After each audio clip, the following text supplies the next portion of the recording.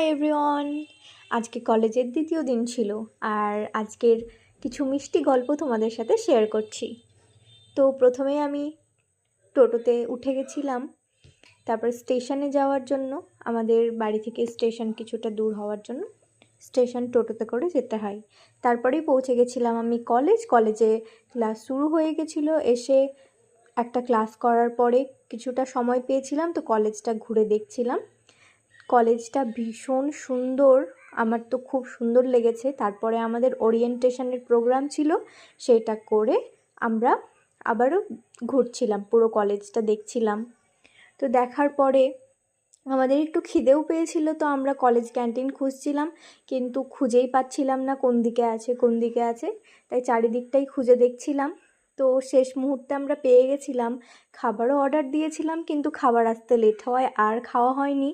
তো ট্রেনেরও টাইম হয়ে গেছিলো, তাই আমরা চলে গেছিলাম ট্রেন ধরতে। আর এই যে আমরা ট্রেনেও পৌঁছে গেছি। ট্রেনে বসে বসে আমরা গেম খেলতে খেলতে বাড়ি। Hi everyone. আজকে কলেজের দ্বিতীয় দিন ছিল আর আজকের কিছু মিষ্টি গল্প তোমাদের সাথে শেয়ার করছি। তো প্রথমে আমি টোটোতে উঠে গেছিলাম, তারপর স্টেশনে যাওয়ার জন্য আমাদের বাড়ি থেকে স্টেশন কিছুটা দূর হওয়ার জন্য স্টেশন টোটোতে করে যেতে হয়। তারপরেই পৌঁছে গেছিলাম আমি কলেজে ক্লাস শুরু হয়ে গেছিলো। এসে একটা ক্লাস করার পরে কিছুটা সময় পেয়েছিলাম, তো কলেজটা ঘুরে দেখছিলাম।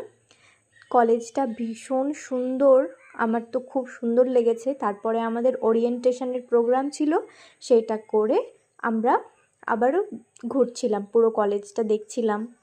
তো দেখার পরে আমাদের একটু খিদেও পেয়েছিল, তো আমরা কলেজ ক্যান্টিন খুঁজছিলাম, কিন্তু খুঁজেই পাচ্ছিলাম না কোন দিকে আছে।